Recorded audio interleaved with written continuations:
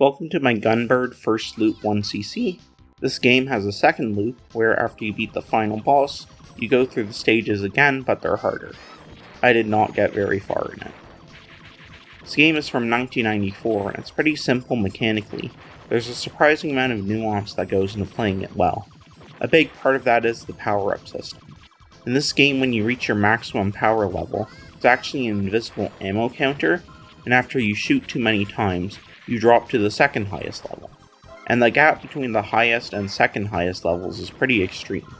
So you often see me do things like stop shooting at certain parts, or up here, I leave a power up on the screen for a little bit and collect it a little late, because collecting a power up refills your ammo. Another reason staying powered up is important is because you can absolutely decimate both enemies and bosses by point blanking them, as you'll see right here.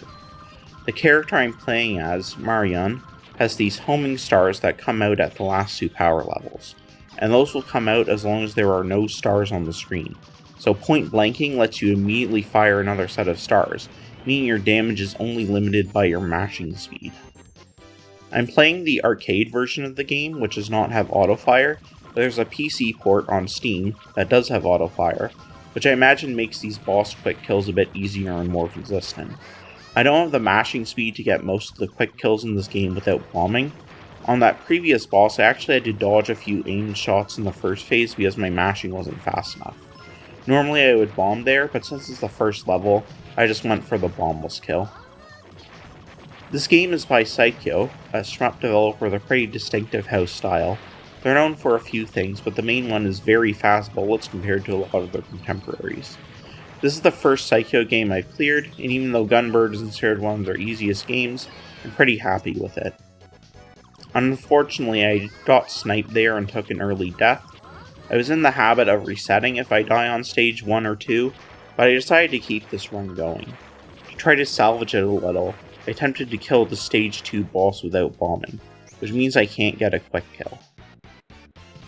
Speaking of stage 2, another Psycho trademark is that the level order of the first 3 stages in this game is randomized.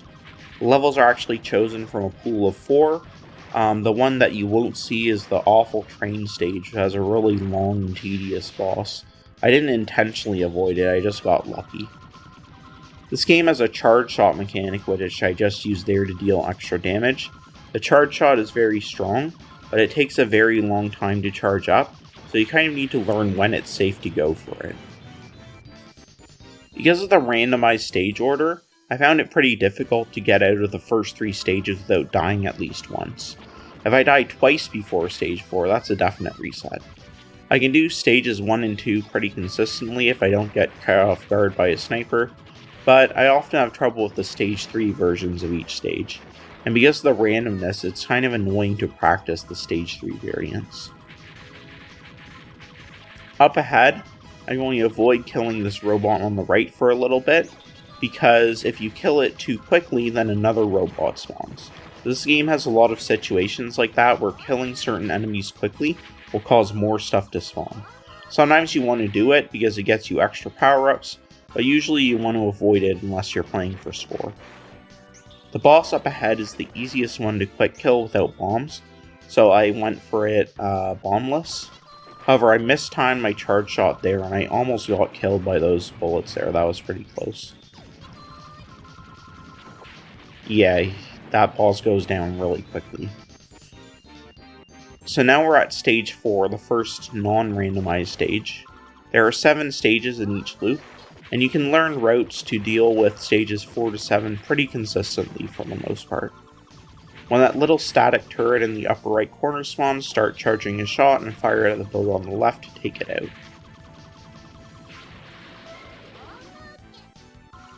And some more turrets spawn on the left, and the screen is going to speed up. You kill 2 more turrets and then charge a shot and take out this boat on the upper right. Then get down here, and there's sort of a little safe spot if you stay just to the left of the ground turrets. The aim shots will all miss you slightly. This blue robot, you don't want to kill it too quickly because it causes a strong red robot to spawn, so leave it alive and kill it when it comes back. You want to dodge those 2 aimed bursts and then take out the boat on the left.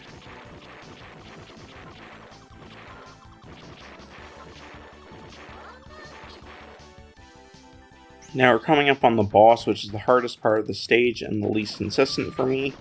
If you position yourself directly between those water turrets and shoot a charge shot up, you'll take out the first 2 cannons on the boat. And then this part is just kind of difficult because I always get caught off guard by the shots from the, not the cannons, but the little guns, that little pop-up guns on the boat. You want to grab the power-up here, and you want to use a charge shot to conserve your ammo as you take out this T-shaped thing. To dodge the T-shaped thing's bursts, you basically just stream left or right, but you have to watch out for the popcorn enemies. And then here, you can take out the wing to get another power-up, and then point blanking and bombing finishes off the boss.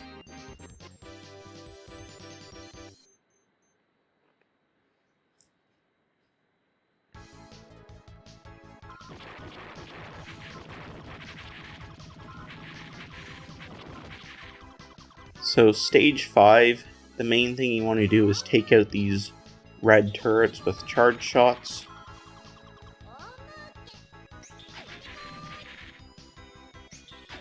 I got scared here and bombed. Normally I would use a second charge shot to take out that robot on the right, then focus my fire on the one on the left.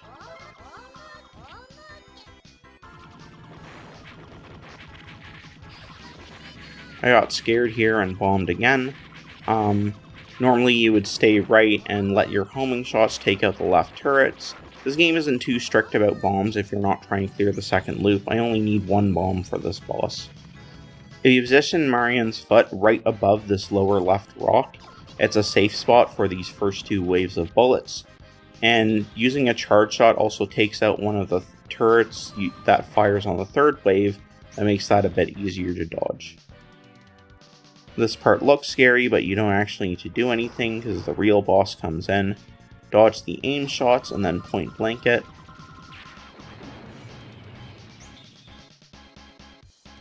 Now it spawns these 2 heads. You point blank one of them, and then the other one will fire these aim shots at you, so you carefully take it out. By the way, there's an extend at 400,000 points. And then for the last phase, you just again point blank it and bomb.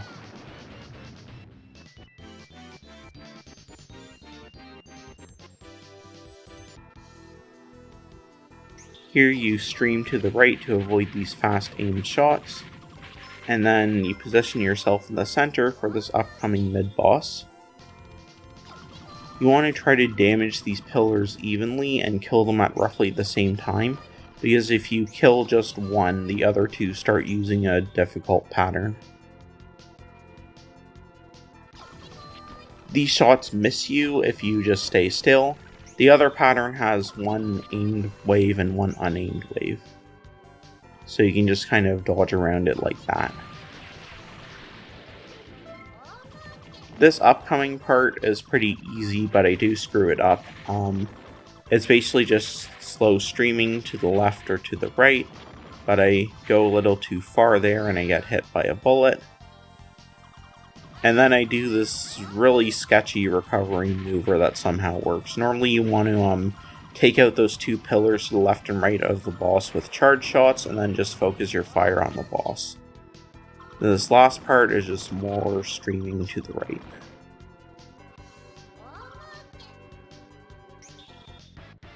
This boss here has a lot of phases. I start out by using a charge shot on the right, and I sweep left to take out those disc things. I get a little cornered and bombed, but usually I can make it through. You want to take out the dragon head with charge shots to save your ammo for this phase.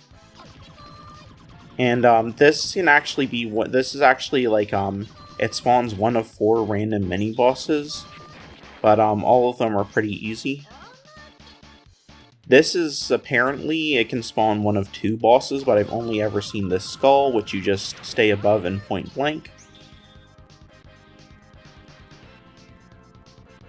And then finally we have this big scary dragon, which I take out using the classic bomb strategy.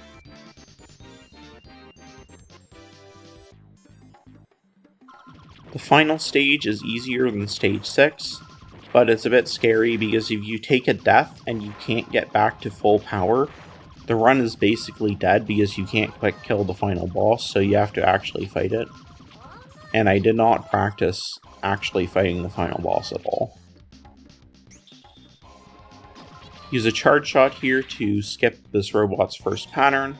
Now I align myself with a specific part of the brick texture here because it's a safe spot for this first attack. For the second attack, I'm not a fast enough masher to get a quick kill, so I do it basically normally. And then for this one, you coerce the boss to go up because it spawns, otherwise it spawns popcorn enemies. Then the last one, you can mash it, but I just bomb. Now here, I'm lining up a precise safe spot using this little notch on the stone texture.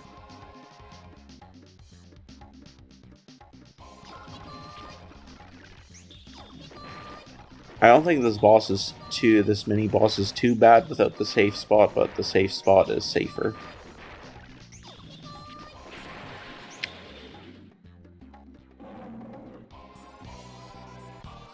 Now the final boss, you point blank, but then you move down to dodge this in burst. If you do enough damage, then he'll go into his next phase. And then you just point blank and do a well-timed bomb. If you bomb too late, the boss will shoot you, but if you bomb too early, you won't do enough damage to get the quick kill. So it took me a bit of practice to get the timing. And that's Gunbird's first loop. It took me around 9 hours of playing to clear. It's not a super hard game, but it's not easy either, and the latter half would have been completely impenetrable without help from a lot of save state practice and watching clears by other players to learn strategies. Particularly Jamers has a to-all of this game that I referred to a lot. I'm not really a huge fan of the ending I got. I don't know what happens if you pick the other option. But anyways, now you get dumped into the second loop. Here's the first bit of the dreaded train stage on second loop difficulty.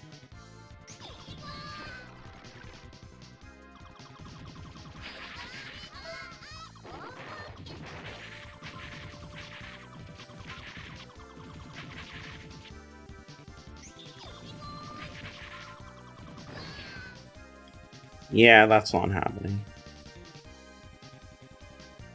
So I had a weird audio desync issue when I was recording, so the audio actually cuts out here on the name entry screen. But I don't really have anything more to say. This is a fun game. I probably won't 1cc anything new for a while after this little 1cc blitz here, because I've been spending too much time playing video games lately. So I think I'm just going to take it easy for a bit. See you later.